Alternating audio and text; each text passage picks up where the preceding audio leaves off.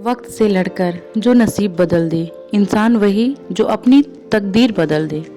कल क्या होगा कभी मत सोचो, क्या पता कल वक्त खुद अपनी तस्वीर बदल दे।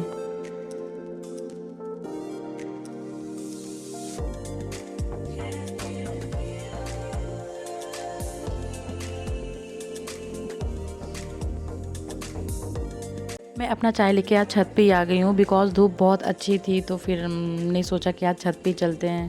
टैप्स क्या है? ऑरेंज कल से ऑरेंज कह रही है ग्रेप्स को। छत की एक साइड तो धूप बिल्कुल भी नहीं लगती क्योंकि पूरा उधर सोलर पैनल लगा हुआ है जैसा कि आप सब देख रहे हैं, और दूसरी साइड तो पूरी धूप रहती है, तो हम लोग को दिक्कत नहीं होता, तो हम लोग उधर ही बैठते हैं, उधर ही जो करना होता है हम लोग उधर ही करते हैं।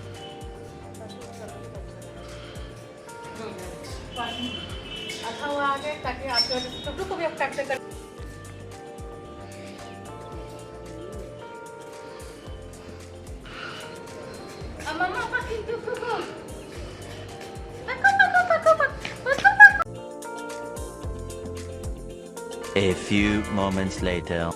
आप सब इनसे मिलिए, ये हमारे घर के सबसे बुजुर्ग सदस्य हैं। इनसे बिना पूछे कोई काम नहीं कोई कर सकता, ऑर्डर देती हैं ये सबको। अपने दादा दादी का एकदम कॉपी करती है, जैसे मम्मी पापा चश्मा लगा के मोबाइल देखते हैं या टीवी देखते हैं वैसे ही ये करती है। जैसे हम लोग बोलेंगे कि चश्मा हटा दो या फिर हम लोग इसे छीनेंगे तो रोना चालू। 2 hours later. हेलो। No, क्यों? no, hello. no. नो नहीं hello. Hello, name. No, hello. no. अभी यहाँ पे नाश्ते में मुझे मैक्रोनी बनाना है। मम्मी का मन था मैक्रोनी खाने का, तो फिर यहाँ पे मैक्रोनी की कटिंग की जा रही है। मैक्रोनी में जितनी भी सारी वेजिटेबल मुझे डालने होते हैं सब मम्मी कटिंग करके दे देती हैं, फिर उसके बाद मैं मैक्रोनी बनाती हूँ। मेरे हाथ का मैक्रोनी मम्मी को बहुत ज़्यादा पसंद है। पहले मम्मी को मैक्रोनी बिल्कुल भी पसंद नहीं था, खाना क्या देखना पसंद नहीं था, लेकिन फिर जब से मैं बनाना स्टार्ट कर दी तो फिर मम्मी को अच्छा लगने लगा। मैंने तो एक बार मम्मी को ज़बरदस्ती टेस्ट करवाया था, उसके बाद से मम्मी खाना स्टार्ट कर दी।